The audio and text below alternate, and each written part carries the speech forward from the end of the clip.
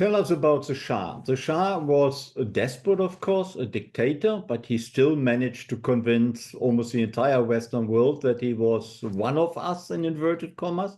Right. And at the same time, his domestic regime was very tough and very ruthless. So what kind of man was he? And of course, he was married to, one of the most famous women in the world. Right. And that probably had something to do with his image in the Western world. That's right. That's right. Yeah, his third wife was Farah, who's I actually interviewed her for the book. She's still alive. The Shah was one of the most contradictory people I've ever read about. Certainly that I've ever written about.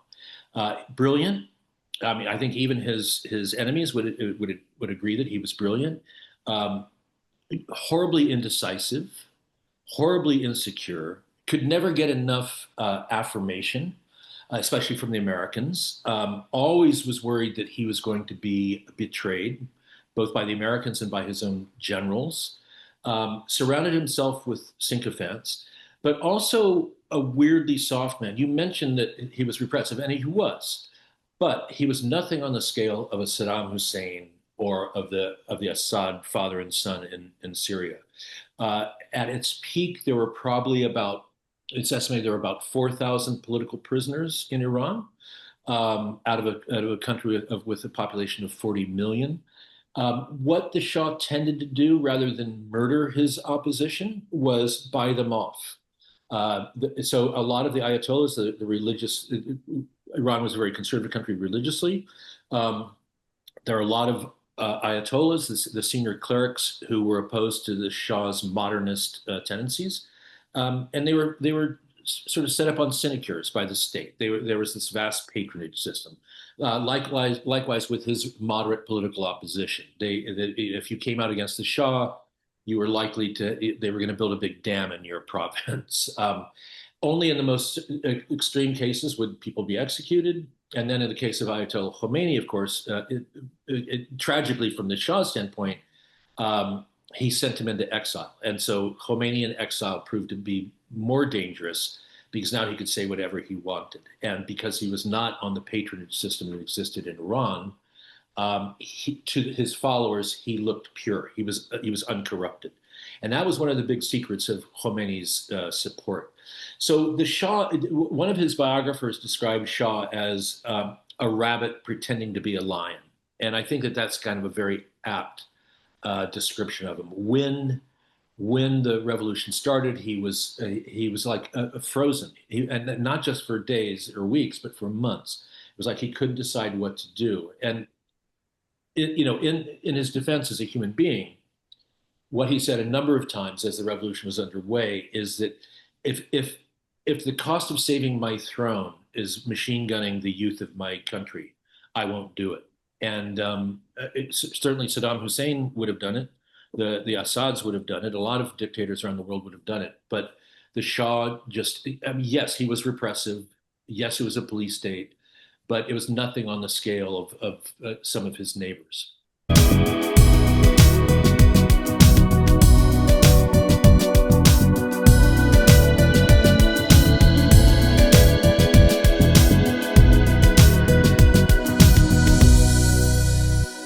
Good afternoon, everyone. I would like to welcome you to the Krasno Global Event Series. Nice to see all of you, so to speak. We have a global audience from North Carolina and from across the United States, and indeed from abroad. I'm Klaus Larres. I'm the Richard M. Krasno Distinguished Professor of History and International Affairs here at the University of North Carolina at Chapel Hill.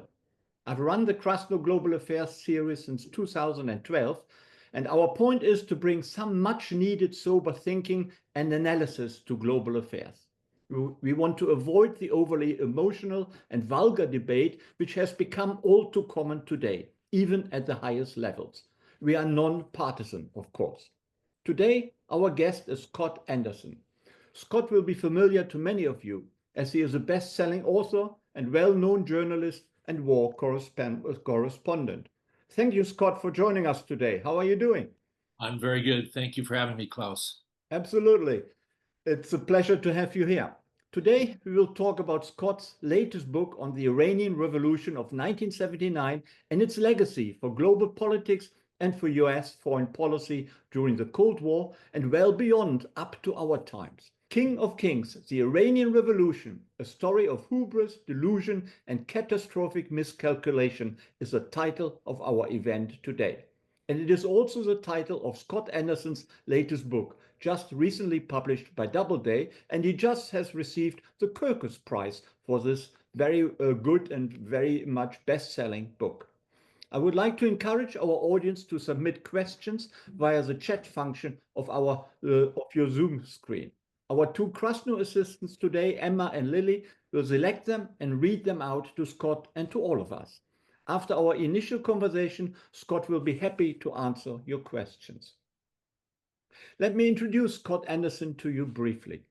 Scott is a veteran war correspondent who has reported from Lebanon, Israel, Egypt, Northern Ireland, Chechnya, Sudan, Bosnia, El Salvador, and many other difficult countries and situations. He is a frequent contributor to the New York Times Magazine, and his work has also appeared in Vanity Fair, Esquire, Harper's, and other journals and magazines. Scott was raised in East Asia, and he attended the Iowa Writers' Workshop. Scott has published many books. He is the author of the novels Moonlight Hotel and Triage. He has also written many non-fiction books, such as The Man Who Tried to Save the World, which is partially about the war in Chechnya, and The 4 O'Clock Murders. He is the author of War Zones and Inside the League, which he wrote with his brother John Lee Anderson. Scott Anderson is also the author of Lawrence in Arabia, War, Deceit, Imperial Folly, and the Making of the Modern Middle East, which was shortlisted for the National Book Critics Circle Award.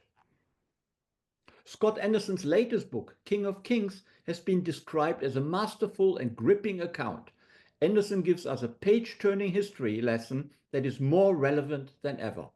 And I can testify that my students also very much liked the book. At least that is what they told me. It's truly wonderful that Scott Anderson has joined us today to talk about his latest book and the legacy of the Iranian Revolution of 1979 for world politics. Thanks a lot, Scott, for finding the time to join us today. Greatly appreciated. Well, my pleasure. Thank you. Let me ask you straight away. Is there a straight line from the establishment of the Khomeini regime and the revolution in Iran in 1979 and the current problems in the Middle East? I'm thinking of Israel and Gaza and, of course, the Iranian nuclear weapons program. Is there a line we can draw from the past to the present? There is a line, but I don't think it's a straight line. I think that what the Iranian Revolution did was it empowered religious nationalism throughout the region, but also throughout the world, and not just Islam, but really every major faith in the world. Since the Iranian Revolution in the last 45 years, we've seen an explosion of religious nationalism in every faith. Christian nationalists in this country, Hindu nationalists attacking Muslims in India, Buddhist nationalists attacking Tamil Hindus in Sri Lanka.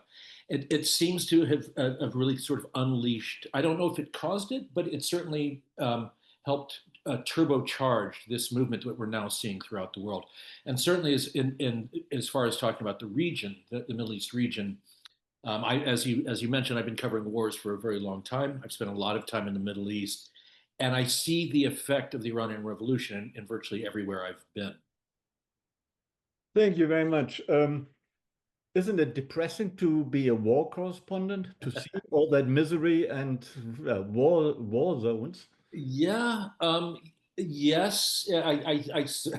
Yes. I suppose it is, and it's one of the reasons why. I mean, I suppose the conceit of every journalist is that by going there, he or she may, in some small way, affect change. That you're shining a light on a problem in the world, and so I think we all labor under the illusion that maybe we can contribute to solving problems. But on the flip side of that, certainly, what you mentioned Israel Palestine. I've kind of vowed to never write about either place again because I've been hearing the same arguments now from both sides for 35 years. And I'm sure that I think that nothing is going to change in my lifetime, and so it has a bit of a Sisyphean quality to it of keep going back to it.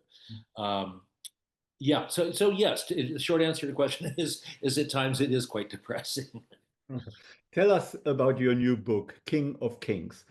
You deal with events almost 50 years ago. They are still interesting as history, but why are they still relevant? Why should we read your book? Just to read up on the past, or what can we learn from your book? What is the main story all about? Yeah, as I mentioned earlier, I really feel that you see the effect of the Iranian Revolution, certainly most prominently in the Middle East region, but again throughout the world. The Iranian Revolution was the first counter-revolution that I know of in human history, where and it was something about turning back on modernity. Iran was the most westernized nation in the Muslim Middle East. Um, Women had not worn the veil in Iran for 50 years. It had the best university system in the entire region, and almost half of all college graduates were women. And so it's kind of remarkable that country was the one that experienced this religious counter revolution. But I think one of the keys that a lot of people miss about the Iranian Revolution is that, along with the religious fervor of it, I think there was a very strong element of kind of anti-colonial rebellion. The Shah was seen as essentially by his own people as an American puppet. Even his supporters referred to him as the American Shah because the Americans had propped him up in power for a long time. So I think that along with the religious fervor, what you had in Iran was, and what really made it very volatile, was this element of of anti-West, anti-colonial, and that was something that the Shah simply could not get out from under. And I think you've continued to see that throughout. So when I wrote Lawrence in Arabia, uh, I remember spending a lot of time in the region and people telling me, look, if you want to understand the situation in the Middle East today, you have to go back and see how the Western powers divided up the region arbitrarily at the end of World War One. And so that was kind of the genesis of my book in Lawrence Arabia. And King of Kings is kind of the modern version of that, of what has shaped the Middle East, I think, in the past 40 years and going forward. It has just fundamentally changed so much of the region, and there's really no going back from it. Thanks a lot. Often the Carter administration and President Jimmy Carter himself is often ridiculed because of his Iran policy. There was, of course, the hostage crisis, which perhaps ruined Carter's presidency. And also, he's accused of having entirely overlooked what was brewing in Iran, that he was in support of the Shah and believed the Shah would be an American ally for decades to come, while in fact that was totally unrealistic. Would you agree with that criticism of Carter? And could Carter have done better? Carter could have done better. So I agree with the criticism to a degree, but really Carter sat against a massive pyramid of ignorance that had been created by the American government about Iran for decades. The Shah hated when Western diplomats talked even to his moderate opposition. He would, of course, find out from his secret police, and he would become very upset. So as a result, Western diplomats just stopped talking to his opposition if they wanted to stay on the Shah's good side. So what you had in Iran and you had an enormous American presence, diplomatic presence, over 300 people in the American embassy, American nationals at its peak. One of the biggest CIA stations in the world. And certainly by the 1970s, Iran had become America's most important ally between Europe and Japan. There was nothing really to compare it to. So it's astonishing in a way that how little the Carter administration or the governments before him, the American governments, really understood what was happening in Iran. But when you start peeling the onion, you start to understand why. The CIA, as I mentioned, largest station in the region, did absolutely no domestic intelligence gathering inside Iran. They took all their information from the Shah's secret police, Savak. We had an enormous body of American military advisors in Iran. Again, they did no domestic intelligence. There were a handful of people in the American embassy who, and coincidentally, the very few who spoke Farsi, the Iranian language, who did see problems developing. And one of these men is kind of a principal character in my book. But when they tried to pass this warning on up through the chain of command, not only were they ignored, but they were often reprimanded. And so this man I'm referring to, Michael Matrinko, who was a consular officer in a provincial Iranian city.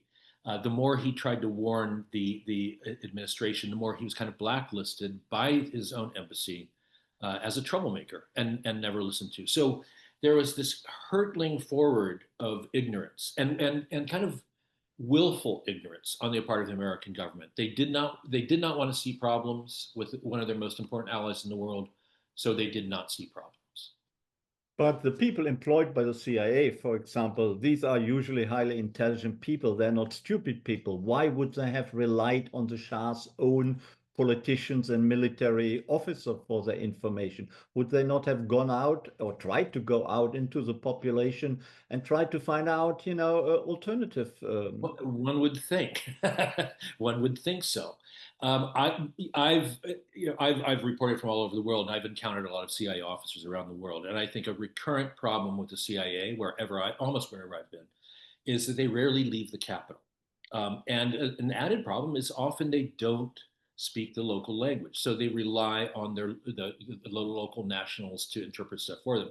And of course, those local nationals have been vetted by the home government. They're loyal to the sitting regime. So it's a very short-sighted thing. I'll tell you an anecdote from the book. So the man I mentioned earlier, Mike Matrinko, he was the American consul in the city of Tabriz in northwestern Iran.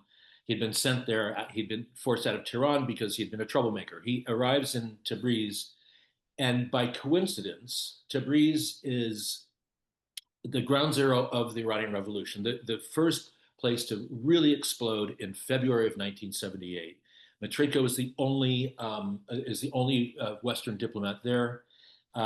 What happened is the kind of underemployed or unemployed young men who are living in the shanty towns on the edge of the city stormed into the city center, ravaged the modern city center. And their targets were anything smacking of the West, cinema houses, bars, if there were bars. I'm not sure there were. The Iranian American Friendship Association, that was gutted. And also anything that was had the Shah's name or seemed to be in favor of the regime.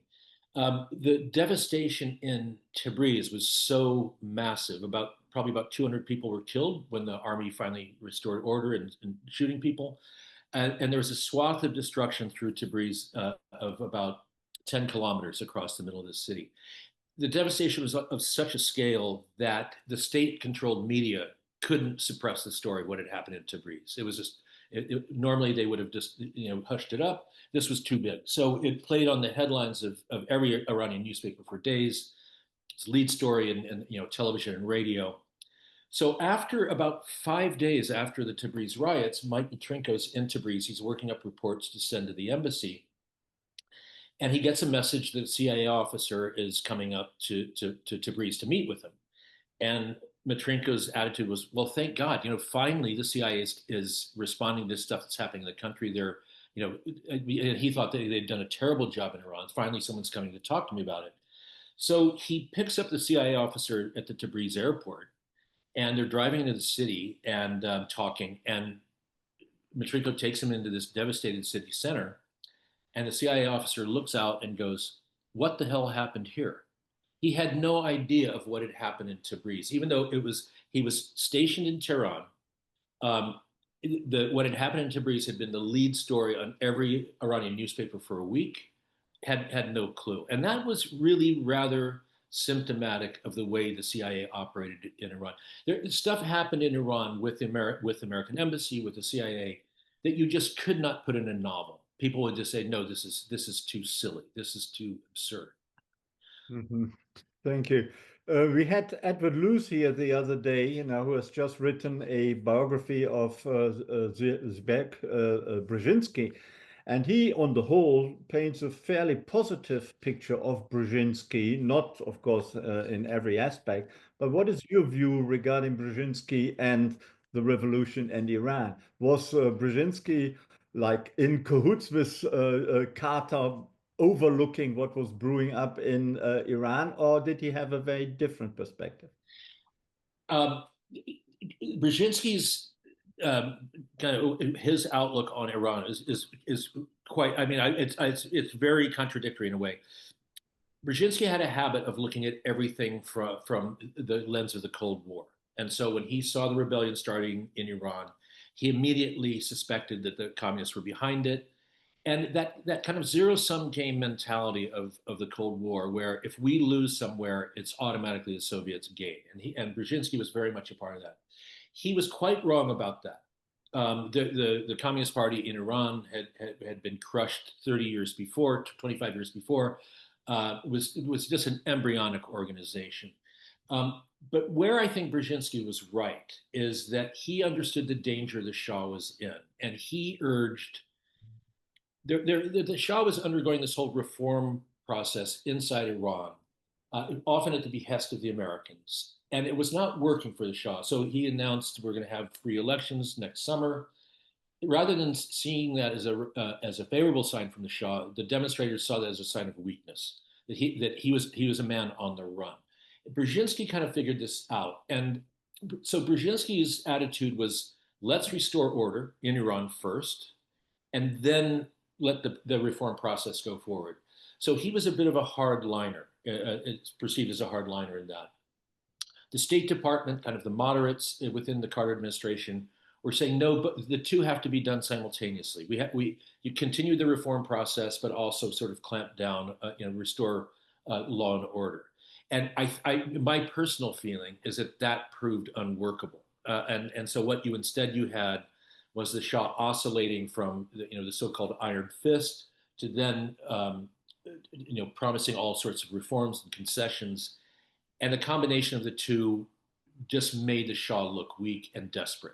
And so I do think that at a certain moment, Brzezinski was right that if the Shah had really taken a hard line and stayed with it, he probably could have put the rebellion down. Mm-hmm. And it was Brzezinski and Carter who ran the show regarding Iran, or was the State Department in this instance more important or more influential in deciding on America's policy towards Iran? I think the core problem was that nobody was in charge. One thing that people forget about Carter, and I was a bit unaware of it at the time before I started the book, he had a fantastically ambitious foreign policy program. It was returning the Panama Canal to the Panamanians, the SALT II talks with the Soviets, full recognition of China, human rights initiative around the world. So it was a very ambitious program. Arab-Israeli peace talks. He wanted to bring an end to the Arab-Israeli conflict. So, and by eerie coincidence, almost every time there was a major crisis point in the Iranian Revolution, Carter was involved in a crisis that seemed more pressing at the moment, or some sort of event that seemed more pressing at the moment. For example, there was a massacre in Tehran called the Black Friday Massacre, where about 200 demonstrators were killed by Iranian soldiers who had panicked. The Shah was deeply disturbed by this, and he wanted Carter to reaffirm his support. At that moment, Carter was at Camp David with Menachem Begin and Anwar Sadat working on the Middle East peace talks, so Iran at that moment just seemed a bit of a distraction, and this happened again and again, almost to the very end of the revolution. Tell us about the Shah. The Shah was a despot, of course, a dictator, but he still managed to convince almost the entire Western world that he was one of us, in inverted commas. Right. And at the same time, his domestic regime was very tough and very ruthless. So what kind of man was he? And of course, he was married to, one of the most famous women in the world. Right. And that probably had something to do with his image in the Western world. That's right. That's right. Yeah, his third wife was Farah, I actually interviewed her for the book. She's still alive. The Shah was one of the most contradictory people I've ever read about. Certainly that I've ever written about. Brilliant. I mean, I think even his enemies would agree that he was brilliant. Um, Horribly indecisive, horribly insecure, could never get enough affirmation, especially from the Americans. Always was worried that he was going to be betrayed, both by the Americans and by his own generals. Surrounded himself with sycophants, but also a weirdly soft man. You mentioned that he was repressive, and he was, but he was nothing on the scale of a Saddam Hussein or of the Assad father and son in Syria. At its peak, there were probably about, it's estimated there were about 4,000 political prisoners in Iran, out of a country with a population of 40 million. What the Shah tended to do, rather than murder his opposition, was buy them off. So a lot of the Ayatollahs, the religious, Iran was a very conservative country religiously. Um, there are a lot of Ayatollahs, the senior clerics, who were opposed to the Shah's modernist tendencies, and they were sort of set up on sinecures by the state. There was this vast patronage system. Likewise with his moderate political opposition. If you came out against the Shah, you were likely to. They were going to build a big dam in your province. Only in the most extreme cases would people be executed. And then in the case of Ayatollah Khomeini, of course, tragically from the Shah's standpoint, he sent him into exile. And so Khomeini in exile proved to be more dangerous because now he could say whatever he wanted. And because he was not on the patronage system that existed in Iran, to his followers, he looked pure. He was uncorrupted. And that was one of the big secrets of Khomeini's support. So the Shah, one of his biographers described Shah as a rabbit pretending to be a lion. And I think that that's kind of a very apt description of him. When the revolution started, he was like frozen, and not just for days or weeks, but for months. It was like he couldn't decide what to do. And in his defense as a human being, what he said a number of times as the revolution was underway is that if if the cost of saving my throne is machine gunning the youth of my country, I won't do it. And certainly Saddam Hussein would have done it. The Assads would have done it. A lot of dictators around the world would have done it. But the Shah just, I mean, yes, he was repressive. Yes, it was a police state, but it was nothing on the scale of some of his neighbors. Mhm. You paint a kind of benign picture of the Shah when you now talk to Iranians who had to flee the country in the 1970s and later, or their sons and daughters. There's a great bitterness towards the Shah that doesn't quite correspond to that benign picture you have just painted to us. Are you sure that that benign picture is correct? Well, I think it's funny because I've talked to a lot of people in the Iranian diaspora, and it's huge. What I have actually come across very few people who would are Shah supporters. They're more anti Khomeini. Um, but what I've heard again and again is they blame the Shah for being weak and for being a fool and often for listening too much to the Americans rather than being decisive. Um, I mean, most of the Iranian diaspora, of course, came out after the Shah was forced into exile. The Iranian diaspora prior, when the Shah was still in power, it mostly consisted of the students who were in school in Europe or in the United States, who felt they couldn't go back because now they had been seen as enemies of Savak and risked imprisonment. But really, the bitterness I feel towards the Shah among the Iranian diaspora is more because he was incompetent, not so much that he was running this police state. And again, the people who were able to get out once the Khomeini took over tended to be the upper class and the upper middle class, and so they benefited most from the Shah's rule. Um, I think that they're bitter towards the Shah because not because of his police state tactics, which they were largely immune from, but more because he killed the golden goose, so to speak. Yeah. Tell us about Farah, his wife you talked to because she's still alive. What is she Right. like? And did she charm you when you talked to her? Totally charmed me. She's a fascinating woman. Still she's 80s, which I believe she just turned 87. A very pretty woman still. I had a long afternoon with her in Washington, and she was all dolled up. She was wearing a very attractive pantsuit, and much to the concern of her valet, was wearing like 3-inch heels. I was worried she was going to fall and break a hip or something.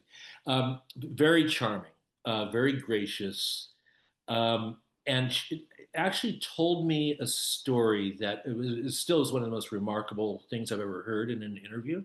So Farah she was very smart. She had more of a sense of the street, the Iranian street, by far than her husband did. She had a common touch that the Shah never had, and she was aware that there were problems in the regime long before the revolution started. And at one point, she said to her husband, "I think the people are getting tired of us," and of course he wouldn't listen.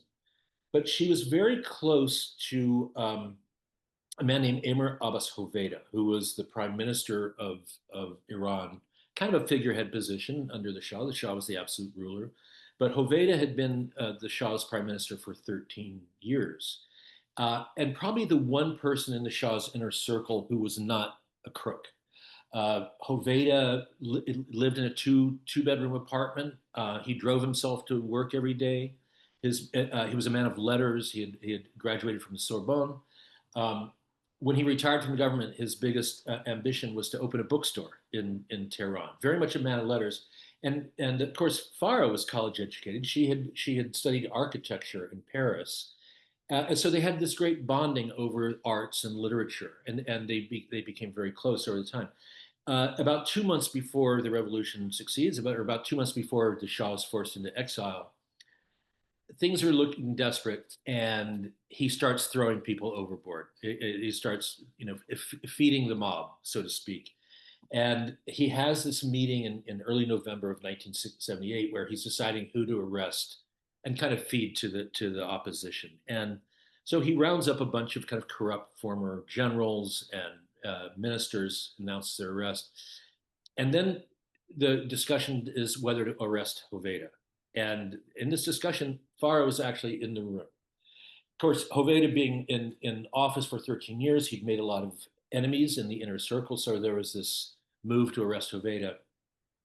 The Shah went around the room and asked her what they should do. And most said, yes, you should arrest him. Farah didn't speak up, did not come to Hoveyda's defense. So Hoveyda was arrested. He stayed in prison after the Shah left. When the revolution happened, people told him get out of the country when Khomeini was coming back.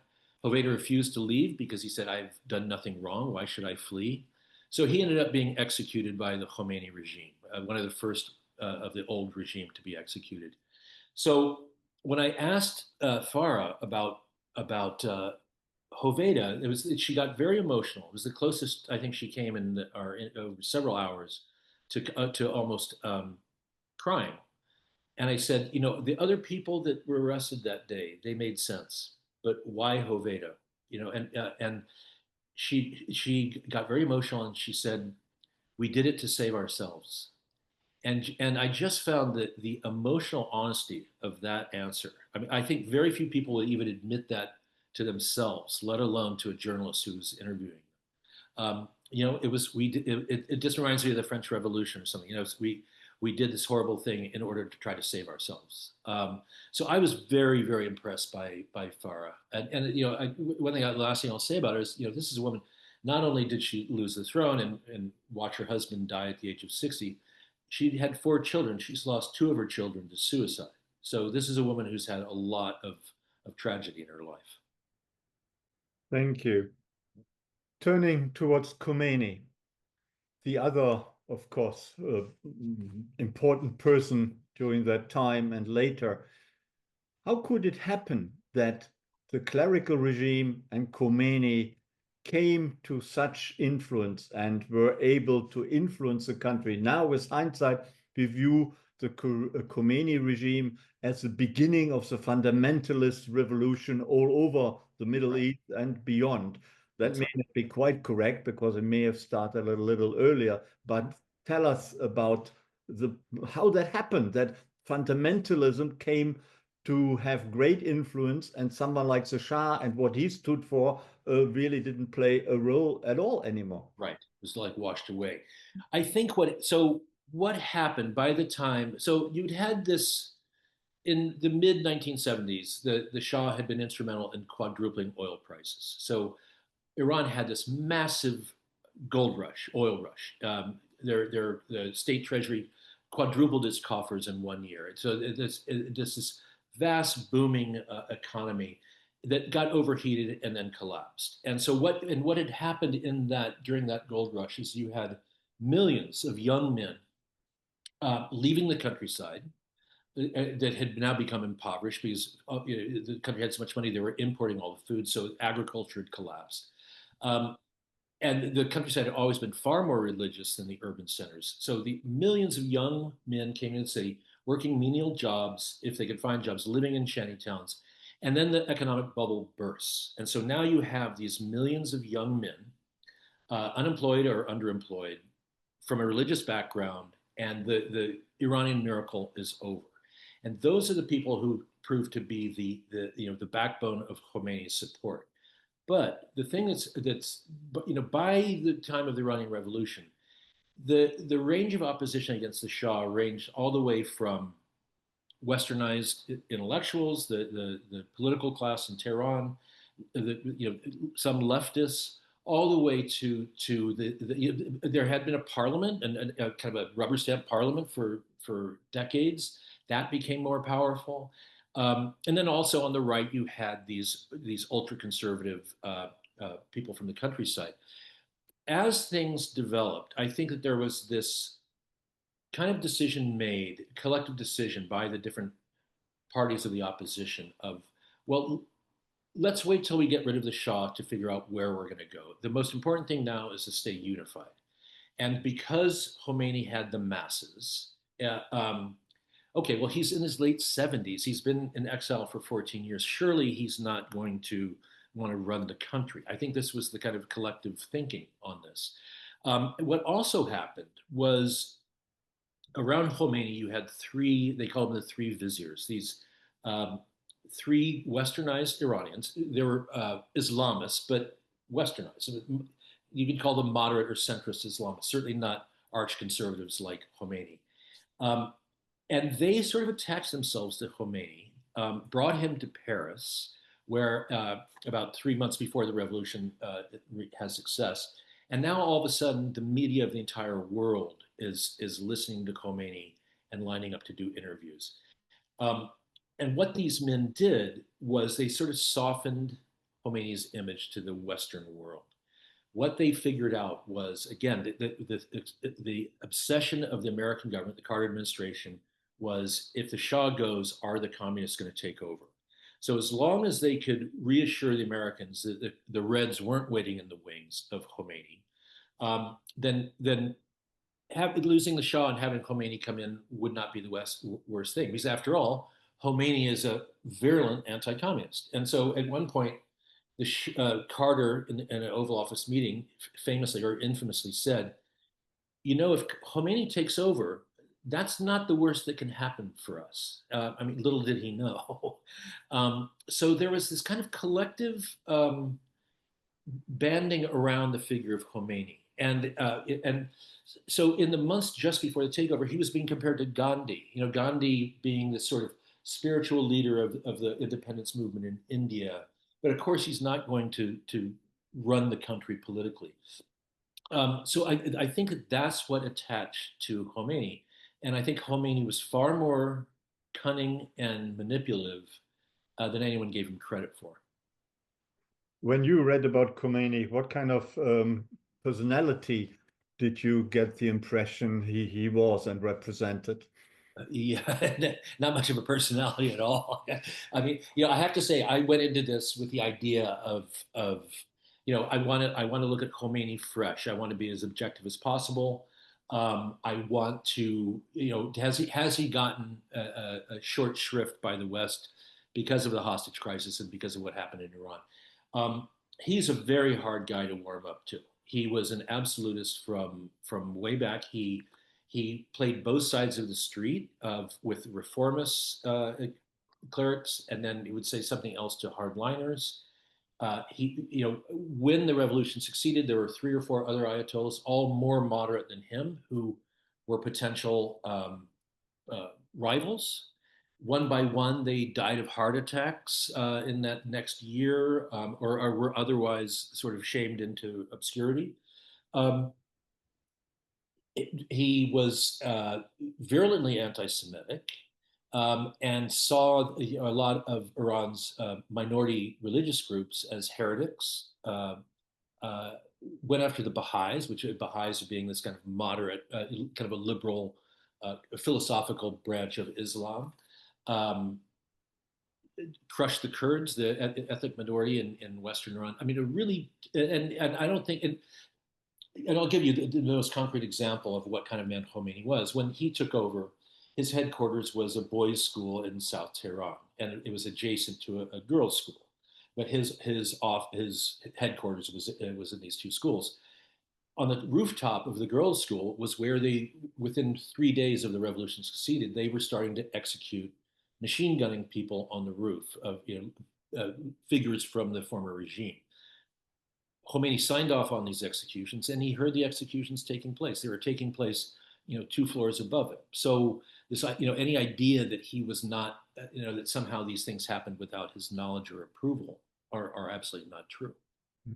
If you compare Khomeini to the current supreme leader, is there, is that possible to compare the two personalities, or what are the differences and similarities?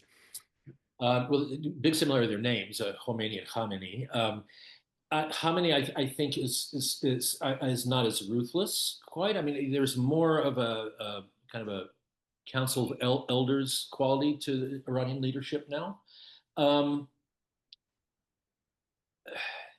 But also the supreme leader. I mean, he has utter control, and this was the precept laid down by Khomeini that Khomeini, uh, his position was the only legitimate government on earth is one ruled by God, and who determines that? So God appoints a supreme leader in God's absence. So who's the supreme leader? Khomeini. Who's the supreme leader after Khomeini? Khamenei. So it's a pretty hard position to argue against if the leader is supposed to be God's representative on earth.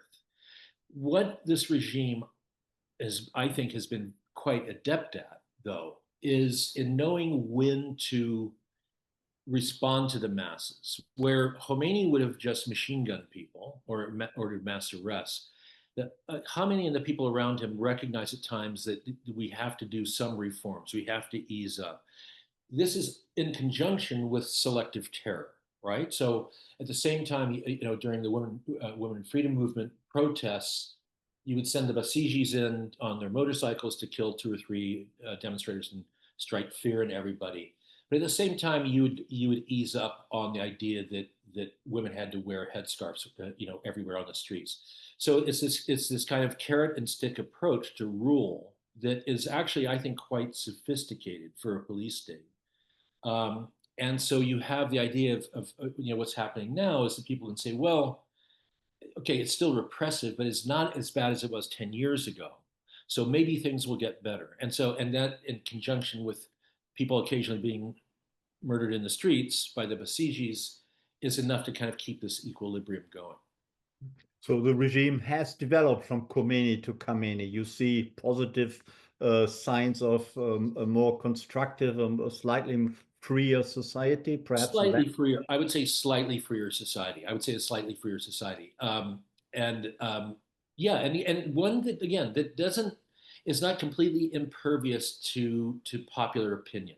And you see that, the other thing that's always been the case in Iran, and it's the same as like under the Shah, even today, there is a strata of Iranian society that is wealthy, it's upper middle class, um, and they're largely untouchable.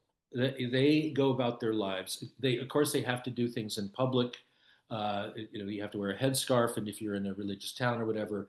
But behind the scenes, they party, they drink, they do whatever they want, and they're the people with power, and the government doesn't touch them. The Basijis don't kill aristocrats or the upper class. They go after the poor people in the streets, the Kurds or the lower class urban dwellers. Isn't that similar to many Middle Eastern Yeah. states like Saudi Arabia or some of the Gulf states? Yes, yeah, it is. It is. You have the strata that can do whatever they want, and you have everybody else. Yes, I think it's a ruling concept that has you've seen last a very long time in the region. How important is a nuclear program for the current regime? And was that something Khomeini back in the 1980s was also thinking of? That I don't know if Khomeini had it. I feel that this has become the whole nuclear issue. I mean, it goes back to the Shah. Actually, the Shah was negotiating to build a nuclear reactor because the Shah saw the day when oil was going to run out, and he has this exploding population. So in that way, it was rather it was rather far thinking. Um, I have to believe that at this point the regime knows that it will never be allowed to have a nuclear reactor. I think it's a matter of kind of lip service now. That it's a matter of national pride to keep it going. It's a bargaining chip, perhaps, with the West. But and I have to say personally, I've never really bought into this idea of the Iranian nuclear threat. I mean, I've been with the Israeli Defense Forces in Israel and in Gaza. I know the sort of surveillance equipment they have. And the idea that even if Iran developed a nuclear weapon, that somehow they were going to roll it out on a launch pad and send it 1,000 miles and hit Israel, I think is utter fantasy. And I think the Israelis know that's a fantasy. It would be spotted within 10 seconds of being rolled out on the launch pad. So I've always felt this issue is there's something for both sides. I mean, Netanyahu loves to trot out the nuclear threat of Iran. I'll jump forward to what's happened today in Iran. I'm still in kind of discreet touch with a number of people in Iran. I've talked to a number of them, mostly in the opposition. Talked with a number of since the Israelis and the Americans bombed Iran in June. And they all feel that they're all despondent about this development because there's been this tremendous rallying around the flag effect to the regime. So now, if you're in opposition and you go out and protest for any reason, you can be painted by the regime as a lackey of the Israelis and the Americans. Taking that one step further, I had several people posit the idea that there was actually a secret deal between Netanyahu and the Iranian regime because both need each other, right? Netanyahu needs the threat of Iran building a nuclear bomb. The regime needs the threat of Israel. Um, Iranians love conspiracy theories, but this is not by far the most far-fetched one I've heard of. And then when you have Netanyahu come out while the Israeli bombing campaign of Iran is going on and announces publicly this is about regime change, and this is the Iranian regime's mortal enemy. Who thinks that's actually going to bring about regime change? If anything, it fortifies that regime. So again, this idea that they're sort of in secret cahoots is kind of an interesting one. Mm-hmm. Have you been able to travel to Tehran to interview a few people? Right. I would love to go to Iran. I tried very hard while I was writing this book to go. Um, I was denied a visa again and again, and finally I was talking to an Iranian journalist based in Tehran, and he said, look, number one, they're not going to give you a visa to come in, but number two, if they do give you a visa, don't come because it means they're going to grab you. And they've been holding people in Iran now, in some cases for 5 or 6 years, calling them Western spies. So I took that advice and stayed at home. That was a very good advice because otherwise he wouldn't have been able to write the book King of Kings, which That's we right. all want to read, and I can only warmly recommend to our viewers. I will ask you a couple of more questions, and then we open it up to questions from the audience. And I would like to encourage everyone who watches us right now to submit a question in writing, and we will ask Scott Anderson to address these questions. The Shah has a son who lives in Washington, D.C., I believe, and some believe he is an important political figure. There's a chance he may return to the throne. Uh, is there any likelihood of that happening? None. Virtually none whatsoever. There is not going to be a return of royalty in Iran. If anything, during the Israeli and American bombing, Crown Prince Reza was running around doing interviews and kind of positioning himself with the people who are now bombing his homeland. That's not a winning position. It turns out that no matter what people think of their nation's regime, they don't like it when foreign armies bomb their country. And by allying himself with the Israelis and the Americans in that, I think Reza really kind of shot himself in the foot. Um, I don't see any future for Reza in Iran. Have you been able to talk to him? Was he? I did. I wasn't. I tried many times, and he wouldn't talk to me. Mhm. In your book, it comes across that you believe that the whole Iranian Revolution happened by chance, that it could easily not have happened, and that the history of the Middle East, as you write, and the politics of the Middle East could have taken a totally different turn if that revolution hadn't taken place. Why do you believe that revolution was all very accidental, that it could easily not have happened? I think there were so many moments when, if there's so many ifs to this story.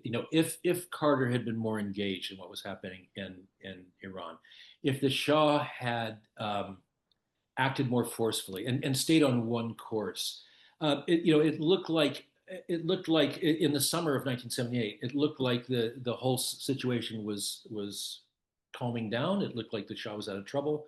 There was this horrible fire in a cinema house in Abadan, in the oil country of southwestern Iran, killed 450 people. As it turned out, it was arson. It had been set by religious extremists, but it was blamed on Savak, on the Shah's secret police. That kind of propelled the whole thing again. But there were so many times. So usually, with what you have in a revolution is you have this kind of steady escalation of tension, of violence, of militancy, and until the revolution succeeds or the government crushes the revolution. And what you had in Iran was 14 months of kind of ebb and flow. Times when it looked like the Shah might be overthrown at any moment. Other times when he looked like he was going to ride it out. There were days when the American embassy was predicting the entire country was going to go up in flames. Instead, everything was quiet. Um, and I think this was part of the reason because it went on for so long, for 14 months. People were sort of lulled into the idea that, well, there's going to be some compromise worked out, something else, something is going to, there's going to find a middle ground here. Um, but that, of course, that never came. If Khomeini hadn't been taken to Paris, his first choice was to go to Syria. When he was kicked, he had been in Iraq as an exile for 14 years, and lobbying against the Shah. Saddam Hussein, in the middle of the revolution, offered to kill Khomeini for the Shah. The Shah turned him down. What would have happened if he'd been assassinated while in Iraq? He's forced to leave Iraq, Khomeini.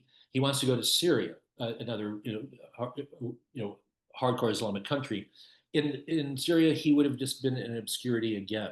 Instead, the westernized lieutenants around him take him to Paris, and now he's the center of the revolution.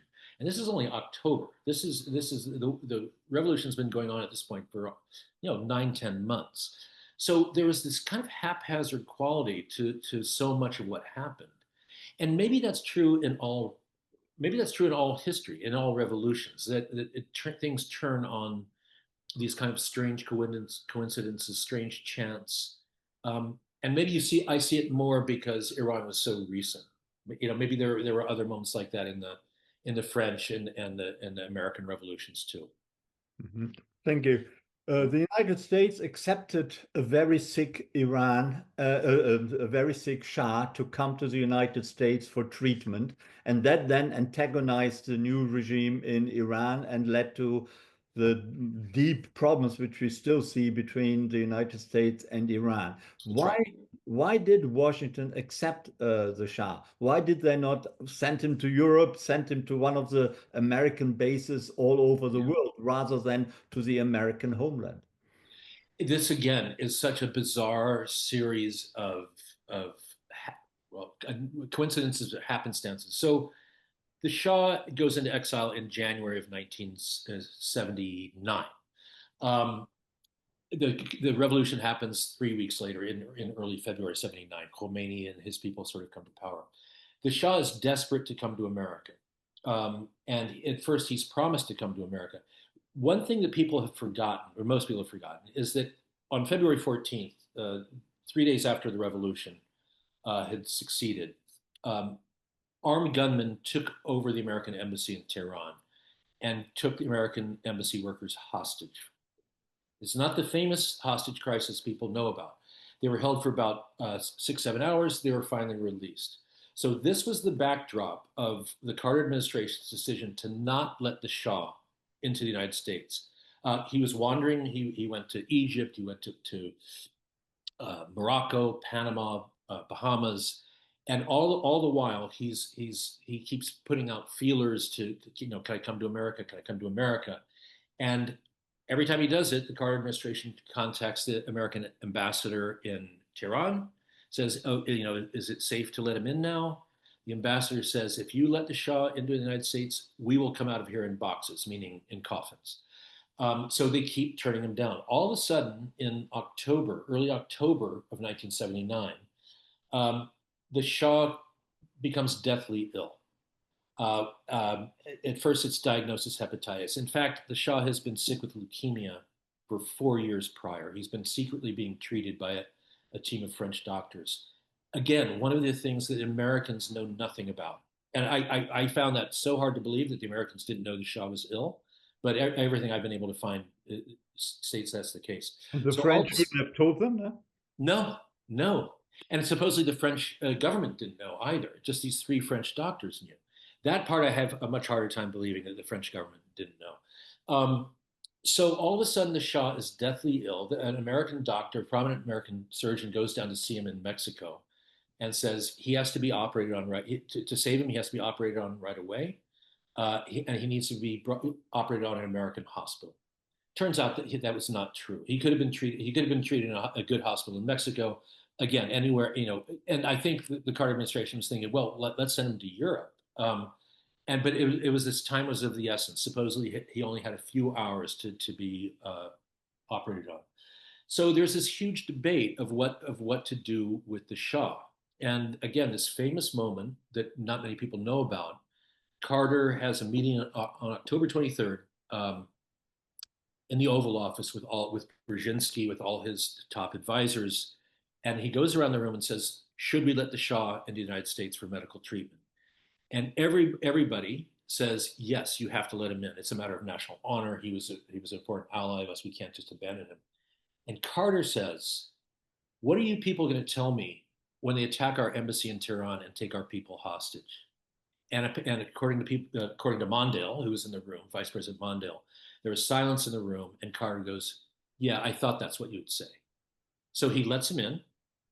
Shaw comes. 10 days later, the embassy's attacked again. Everybody's taken hostage, and that's the beginning of the American hostage crisis, which of course destroys the Carter presidency. So Carter had a good feeling that it would be the wrong way to Yeah, go. He for still went yeah, ahead with it. yeah. For a The man who was wrong about so many things about Iran, he was right about that. And why did he not follow his gut instinct? He usually overrode I his know. I advice. know. I think he just felt there was no way he could deny it. Yeah, it's amazing. I believe Henry Kissinger also advised him to take the Henry shot. Kissinger was lobbying very, very hard and publicly that they had to let the Shah into the country. David Rockefeller, head of Chase Manhattan Bank, and Henry Kissinger were the Shah's biggest boosters on that whole scheme. So. Did they have business relations with each other? Uh, David Rockefeller certainly did. The Chase Manhattan Bank was the repository for an estimated, I don't know, $20 billion of Iranian assets at the time. And again, another conspiracy theory is that David Rockefeller engineered the hostage crisis because then all the Iranian assets that were held in the United States were frozen. So now Chase Manhattan had all that money for the next 20 years or whatever. A little far-fetched, but Right, thank you. yeah. Let's open it up to questions from the audience. Perhaps we have some more questions about conspiracy theories, maybe not. Emma, can you ask the first question, please? Yes. David Litt asks, did you interview anyone from the CIA about Iran, and did you include that perspective in the book? And David Litt is one of our loyal followers, and he's a former US ambassador to Syria and other places. Okay. I did talk with Actually, I'm wrong. He was a former ambassador to the United Arab Emirates, but okay. he served as a foreign service officer in Syria, I believe. Okay. I talked briefly with one CIA officer, but the problem is that, this is 45 years ago now, and there's very few people still alive. The person I really focused in on to give the American, well, there were two people to give the American perspective.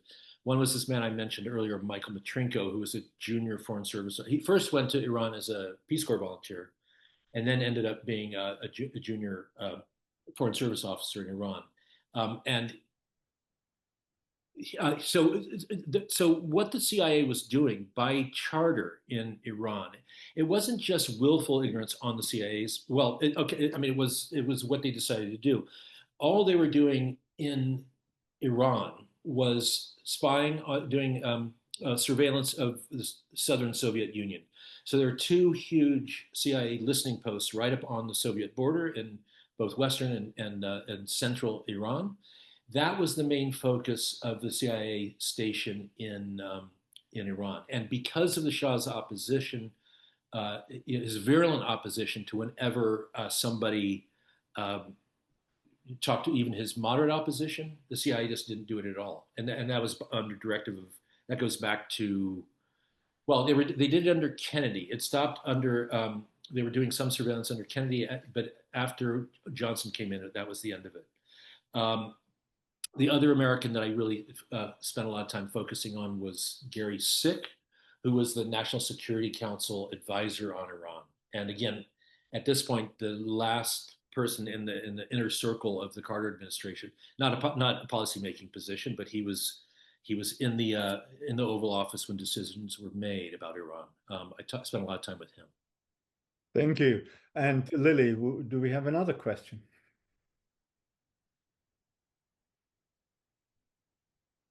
You are muted. So sorry about that. So Caleb Owen asks, well, he says, your book argues that the Iranian Revolution established or reflected a template that we now see playing out across the world. In which contemporary case do you see the parallels to 1979 Iran most clearly, and what potential outcomes do you foresee? Great question. I mean, what I see having happened, and this is why I mentioned earlier that I think what gave the Iranian Revolution its virulence and maybe its kind of inevitability was this kind of anti-colonial, anti-Western edge to it, and maybe that was at that time that made the Shah uniquely vulnerable because he was seen as wedded to the hip with the Americans. But what I see going on from there is this kind of explosion of religious nationalism, and again this kind of anti-modern this kind of rebellion against modernity. I think you especially see it in the Islamic world, in female empowerment or lack thereof. You certainly see it in the Taliban in Afghanistan. You see it in some of the obviously you saw it in ISIS, and this attack on religious or ethnic minorities. You've seen again and again ISIS, going after the Yazidis and the Kurds. I mean, but again, I don't think it's just Islam. I think you see it over and over again in all kinds of guises and to all kinds of degrees. I mean, to my mind, what you're seeing in this country and in Europe, there's a strong element on the right wing of it's a different type of rebellion against modernity, but it's a rebellion against integration, a rebellion against diversity, rebellion against ethnic minorities in your or religious minorities in your country, and we're seeing it all over Europe, and we're certainly seeing it in this country. So I mean, again, I don't think you can attribute it all to Iran and the revolution there, but I think that really kind of turbocharged what we're now seeing taking place all over the place. Mm-hmm. Thank you. Emma, do we have another question? Yes, Andrew Pruden wants to ask a question about sanctions. Do you consider sanctions an effective method to restrain Iran's actions, or something that harms the Iranian economy and public without affecting changes in policy? Well, let me climb up on my soapbox here. I feel that sanctions almost never work. I mean, looking at the example of, say, Fidel Castro's Cuba, I think the American sanctions that were in place on Fidel Castro on Cuba were a godsend to Castro. They kept his regime in place for 50 years. Secret police never go hungry. Armies never go hungry. So the instruments of repression are not affected by sanctions, or not significantly. So what sanctions do, whether it's in Cuba or what the sanctions the Americans did against Saddam Hussein in Iraq, they just give more weapons in the hands of the dictator you're trying to overthrow, and now he has life and death control over his people. Sanctions are a cheap and easy way, I feel, to make it look like you're doing something without really requiring you to do much at all. You have the rhetoric. You're not putting boots on the ground to affect change, but it looks like you're doing something. So, and I think Iran is a classic example of it. I think that, again, going back to this idea of if you think, I don't want to go down a rabbit hole here, but if you think that the Iranian regime knows it can't develop a nuclear bomb or a nuclear program, then why does it keep persisting on doing it? In a very concrete way, the sanctions have been put on Iran are of benefit to the Iranian regime. So I think the Iranian regime is stronger today just because of sanctions, just as I think they benefited Saddam Hussein for a long time and Castro. What should be done instead? If engagement, I just think engagement again and again. I think that if Kennedy or Johnson had well, I guess Kennedy couldn't do it because of bad pigs, but if Johnson had extended an olive leaf to Castro and sort of brought Cuba into the League of Nations, so to speak, I think that it would have all been over within a few years in Cuba. I just don't think that, I think engagement and exposure to the outside, allowing people to travel, allowing people to come into that country, I think that's kind of the destabilizing influence, not sanctions. What about Russia? Does that also apply to current day Russia? Well, I think Russia, yeah. I mean, this is where my little soapbox gets a little shady. I mean, but I think what you have in Russia is it's clear you have an oligarchy, and so this is maybe the one time where I feel sanctions were at least a little bit intelligent, that they were targeting specific people and their wealth, and of course Putin and his cronies have worked workarounds to that. But rather than, I think if sanctions are micro targeted to the dictator himself, his inner circle, the oligarchy that keeps him in place, I was going to say him or her, but it always seems to be men. Then maybe those sanctions are smart. But when you penalize an entire country, I think you're just playing into the hands of the dictator. Mm-hmm. Excuse me, Lily, would you have another question, please? Yeah, so Brian Killif asks, currently we read about the unrest in Iran, the youth tiring of autocratic rule, the vulnerability of the regime. In your opinion, might there be a revolution similar to the one that disposed the Shah in the near future? Um, Good question. No, I don't think so. I think rather to the opposite. As I've said, people I've talked to in Iran who would consider themselves in the opposition are actually very pessimistic that there's going to be change anytime soon. I think you're at an odd juncture with Iran right now in that largely because of Israeli attacks over the last year and a half, their their power, their influence as a regional force is greatly, greatly diminished. They've seen their proxy allies knocked out one by one in Lebanon and Yemen and Syria.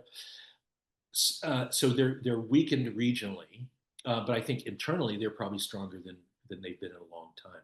And I don't see under the current way things are going, I don't see any sort of internal rebellion happening anytime soon. Emma, would you have another question, please?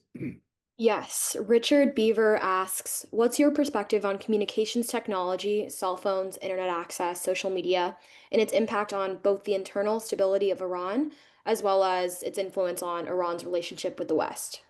Hmm. Interesting question. I think modern technology cuts both ways because, of course, people in Iran's not North Korea. It's not closed off to the outside world. And in fact, as I mentioned earlier, people of the upper middle class who are wealthy in Iran, they travel, they go to Europe, and they come back. I know some Iranian filmmakers who come and go quite frequently. So it's a dictatorship with kind of weird freedoms at times. But what the technology it cuts both ways because of course the outside world knows what's happening inside Iran when screenshots come out of people being shot in the streets for protesting, and what happened to the Kurdish girl 4 years ago who was murdered by the morality police. The flip side of that, though, is that it gives more instruments of repression and control to the regime. The Iranians are actually very sophisticated in how they are able to monitor what's happening in the country. And it's one of the reasons, without going into details, it's one of the reasons I undergo quite an elaborate set of protocols in order to talk to people there so that they are not in danger. So it cuts both ways. It's the regime can't bottle up what's happening, but at the same time, it gives them more instruments of repression and surveillance on their own people. Mhm. Thank you. So far, we have talked about Iran then and now, like it was a secular dictatorship. We haven't really considered the kind of religious basis of the regime, which is, of course, important. And I wonder how important is it? How much, if it were a secular dictatorship, would it still be in power, or is it that religious fervor, which many people seem to support, that keeps it in power? Or am I exaggerating things here? I don't know. I'm always seeing these numbers that of the people who actually still support the regime. They range from 15 to 25%, and I don't know where those numbers come from. I suspect that those numbers are kind of put out by the opposition by and large. I think that one glue that has worked very well, and I keep going back to this idea of this rebellion against the West. If you go back and look at the history of Iran and of Persia, it was a country that was horribly exploited by the West, first by the Russians and the British, later by the Americans. I think that there is a very complex but very deep kind of love-hate relationship with the West in the Iranian psyche. I didn't into broad stereotypes, but so I think it's a very complicated outlook on the outside world. And when the regime is attacked, the regime is very adept at playing on that the hate part of that, or say the inferiority complex of that psyche, of that outlook. So again, this goes back to the Israeli and American bombings in June.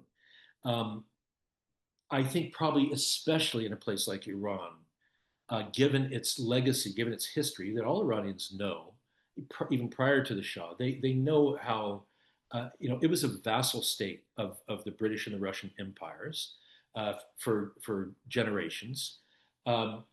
The British stole their oil for 50 years, and then the Americans were running the country. Iran is the only country that was neutral in both World War I and World War II, but was invaded anyway. And not just invaded, but in World War I, had the highest number of deaths in World War I of any per capita of any nation that was actually a combatant nation. So they have a horrible history of exploitation and sorrow from the West. And I think the regime is very adept at playing that.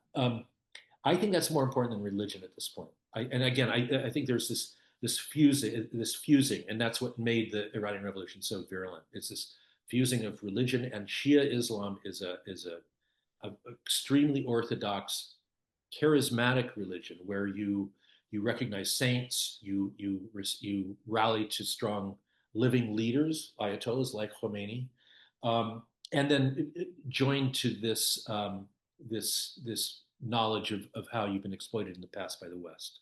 Mm-hmm. Thank you. Would you say that Khomeini started something off which led to bin Laden and ISIS and similar movements, or is that a too simplified vision of what has happened in the Middle East since the 1960s and 70s? I would hesitate to say, to place responsibility, say, for ISIS on it, but certainly what you could see happening, the fallout of the invasion of Iraq, you can very much see the roots of that in the Iranian Revolution. So under Saddam Hussein, Iran has a huge Shia minority, which is probably actually a majority. That they have a higher birth rate than the Sunni. Saddam Hussein was Sunni. The Shia in Iraq were always marginalized. You have the American invasion in 2003. You have Iranian agents flooding across into southern Iraq, empowering the Shia, attacking the Sunni, and kind of revenge for the decades of misrule by Saddam Hussein. And now you have an internecine war going on. And then if you want to talk about what came after that, then yes, you have ISIS coming out of that. And again, this whole idea of you rip apart the fabric that kept those countries in place. Iraq was an artificial country. It was cobbled together by the British at the end of World War I. It consists of the Kurds in the north, the Sunni in the middle, and the Shia in the south. So it truly was an artificial creation, where Iran is not. Iran has essentially had by and large, its borders for hundreds of years. But so I think that the fracturing you saw all through the Middle East, with in the wake of the Arab Spring revolts, and even prior to that with the American invasion, I think you can see the seeds that were planted by the Iranian Revolution. But I would hesitate to blame Khomeini for ISIS. And after all, ISIS was a Shia organization that spent a lot of their time murdering.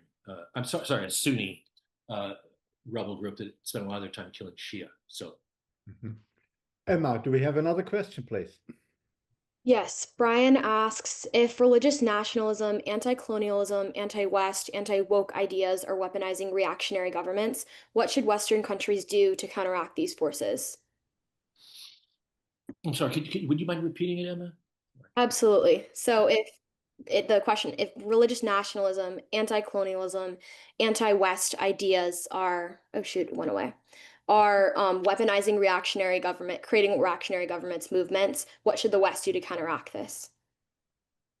It's a great question, and I don't know what the answer is. But what I see is, I see it again. I see it in my country. I see it all over Europe. This rise of xenophobia, and which is not in some cases not directly related to religion. It's also more based on race. I mean, in Hungary, you have a far right government that's ferociously xenophobic in a country that has no no ethnic minorities. I mean, it's just, so how does that work? And how do you unlock that riddle? I'm not really sure. And I think of the example of Denmark. Denmark is the one country that has, maybe not the one country, but one of the few countries that has maintained a center left government that keeps getting reelected.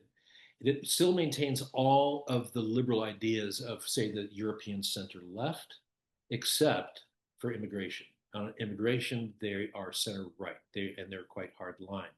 And for some, they have sort of, I mean, they've kind of figured out the secret ingredient to staying in power. And unfortunately, it is an element of xenophobia. I don't know how you start unraveling this. To my mind, this is all, worldwide migration is going to just continue with wars in Africa, with global warming, with huge parts of desertification, with huge parts of the world becoming uninhabitable or just too violent to stay in. So yeah, I mean, I just think the problem is going to become more and more, and it's sort of cause and effect. Mm-hmm. Thank you. Lily, do we have another question? Yeah, so in response to one of the earlier questions, you mentioned that Iran is weakening regionally. Its allies like Syria and Lebanon have kind of been knocked down. So Randy Meyer wants to know, does Iran have any allies right now in the Middle East that could potentially band together to form a unified front? Um, in the Middle East, anything is possible. um, you know, I mean, until very recently, Iran thought Russia was one of its allies, and there's still connections between the two countries. Iran is still making drone missiles for Russia. Um, Turkey has always played a weird game throughout the region with under Erdogan.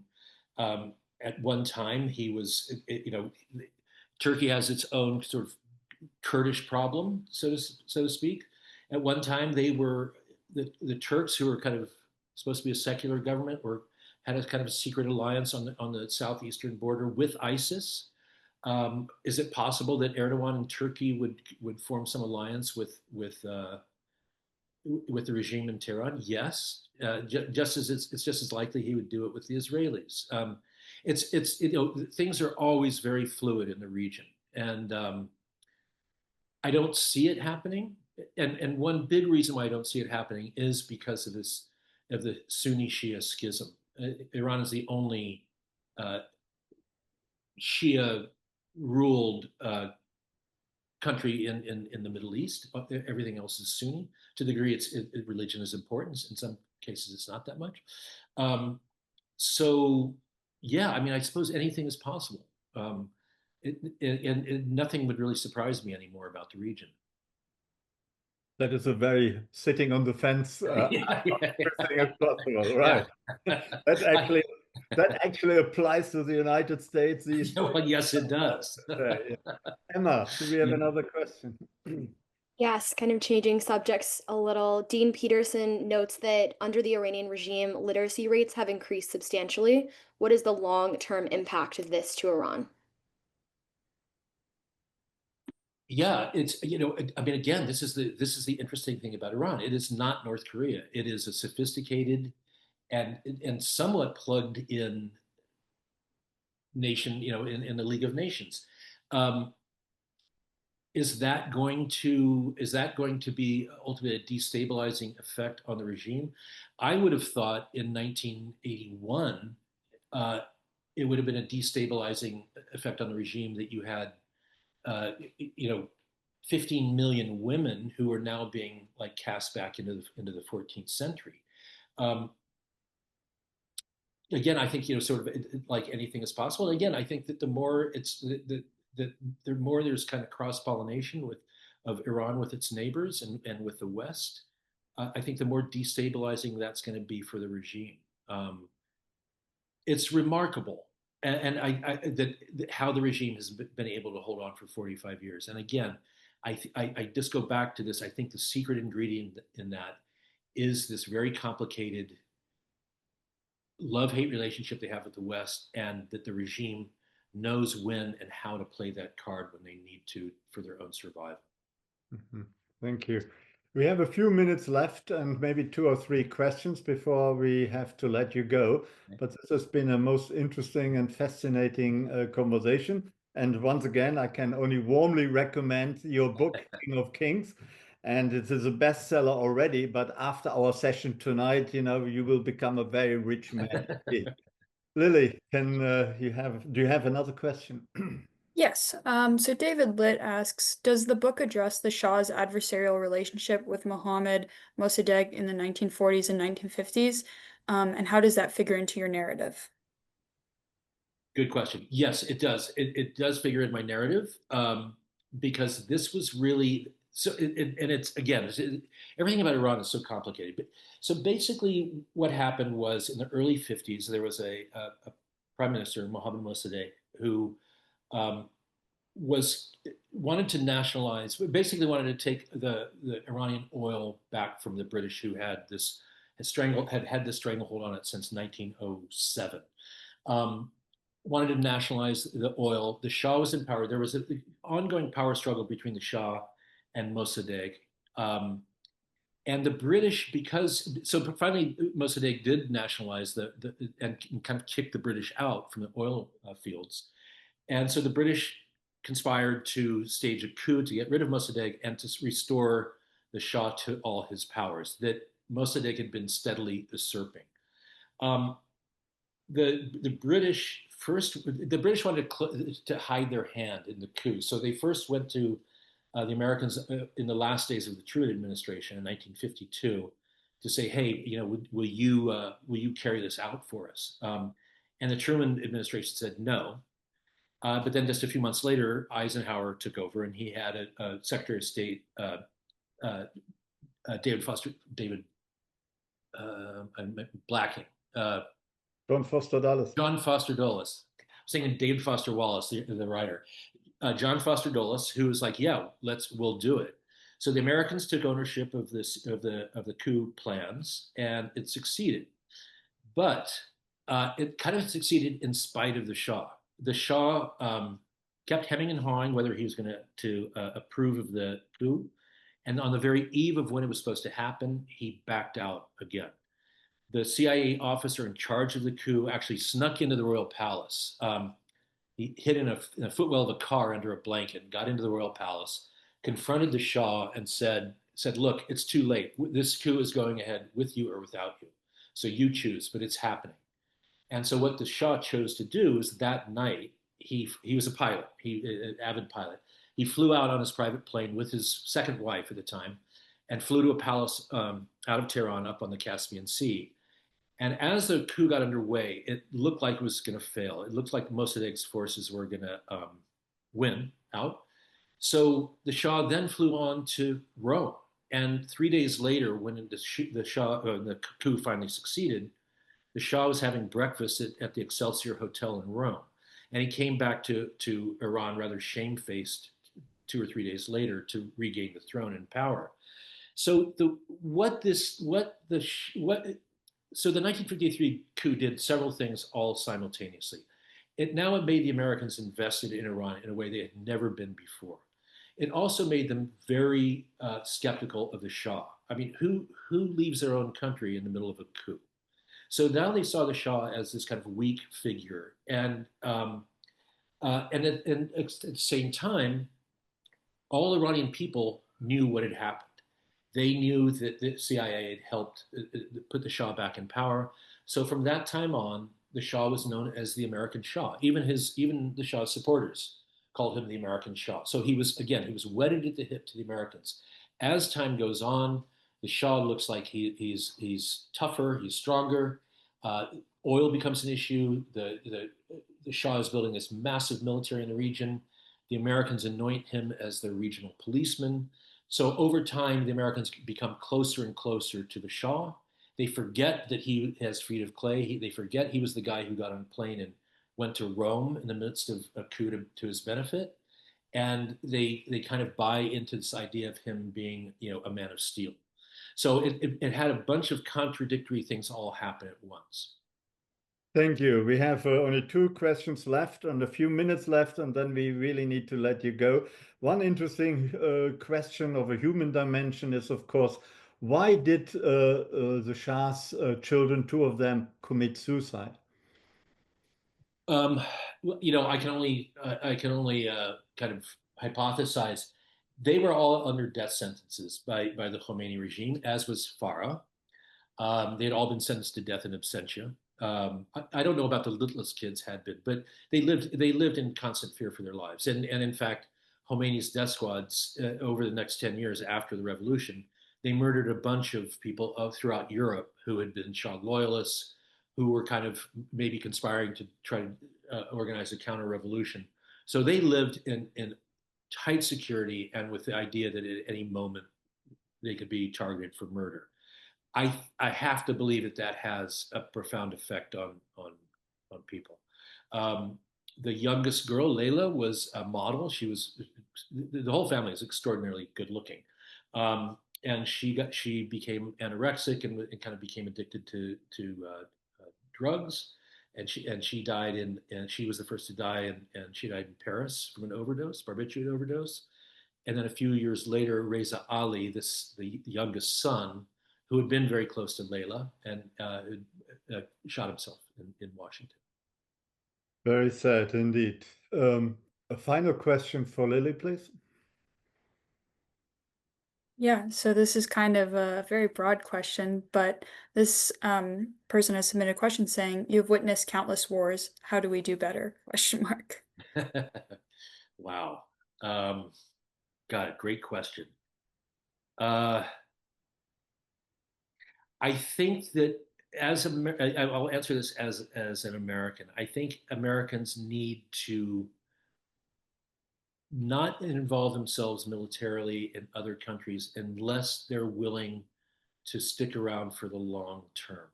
Americans, you go into this country and say, "Oh, we're not going into nation build." Well, if you're not going into nation build, what are you going in to do?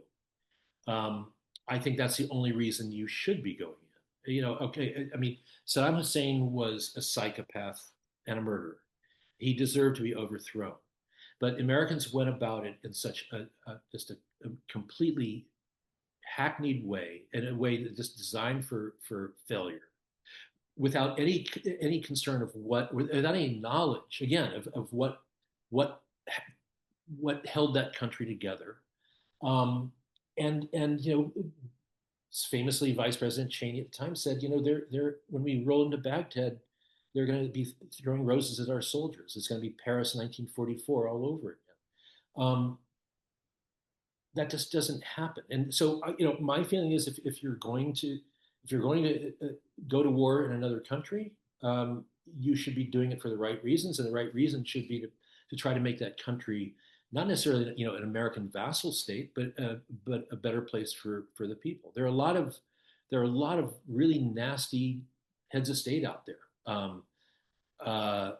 If we're going to start toppling people, we should be doing it for the right reasons. Thank you very much, Scott Anderson. We had a fascinating program with you. Thank you very much for introducing the book to us, and thanks for joining us. Hopefully, we will see you again in the future with your next book. Hope so. Hope so. Thanks for joining us tonight. Right. Thank you. Thanks so much, everybody. And thank you to Emma and Lily. And before we all leave, I would like to announce that we have our Global Policy Forum in person in the Wilson Library at UNC Chapel Hill on November 17 and 18. And we have another Krasno Zoom event only in a week's time on the 6th of November. And at that time, we will talk about a very different topic, that is the role of the dollar and the stability of the dollar in world politics. So something different, but something equally exciting. Thank you very much to everyone for joining us tonight. And again, thanks to Scott Anderson and his King of Kings book and his ability to enlighten us about the whole complicated politics of Iran then and now. Thank you very much for watching. Good night.